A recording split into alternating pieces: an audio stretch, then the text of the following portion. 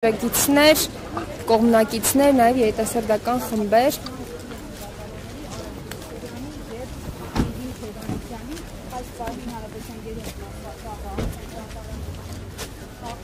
Ահա ժամանեց Հանրապետության երրորդ նախագահ Սերժ Սարգսյանը։ Նախագահ հարիք ունեցել եք երկար հարցազրույց Վերջին մեղադրանքի մասին, պարոն նախագահ, այս վերջին։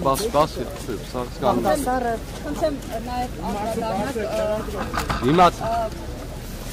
Հայաստան նախագահ կսպասեիք, որ ձեր հարցազրույցը այդքան մեծ ռեզոնանս կառաջացներ եւ մարդիկ օրինակ գիշերները քուն չէին գա եւ առավոտյան ստատուսներով կարձականքեին։ Ես ընդհանրապես երեք նոր առած շատ երկար հարցազրույց հանգիստ առանց բացումների պատասխանել եմ ինչպես Մարիկ Սամսոնյան, Ողնես Ավակելյանը, այնպես էլ մեր հայրենակիցների շատ հարցեր։ Թույլ տվեք, ունեմ 3-4 օր էլ ծանոթանամ արձագանքներին, նոր բոլոր ձեր հարցերին կպատասխանեն ինչպես միշտ։ Բայց առավոտ Կանուխ Փաշինյանը արդեն արձագանքել էր ձեզ հենց հարցազրույցի հաջորդ օրը։ Բայց ամեն մարդու պրոբլեմը չէ։ Այս վերջին մեղադրանքով, այս մեղադրանքով ուզում ասել ձեր գնահատականը։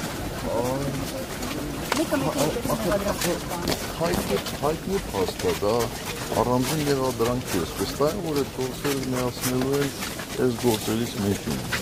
Պարոն նախագահ, 2019 թվականին Փաշինյանը հայտարարում է, որ որևէ դուխ չկա սեղանին, հետո հիշեց, որ թղթեր կան, դրանք ցակուցրիվ են, հիմա էլ ասում է, որ այսպես հետ չներվեք, գտնելու եւ սքան է անելու, տարիներ շարունակ սքաներ չկար։ Կարևորը այդ չի, կարևորը այն է, որ կարողացանք կորզել բոնե խոստում, բանակցային փաստաթղթերը հրապարակելու։ Տեսնենք։ Շնորհակալ եմ։ Ես մի հարցեր եմ, իշխանությունը ձեզ մեղադրում են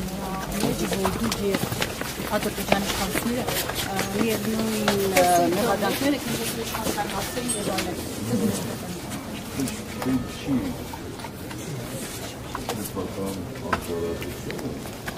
Ուրիշներին այսպես վերագրել։ Դե ասում են դուք ձեր բյուջեն եք ավելացրել ռազմականից մոտ։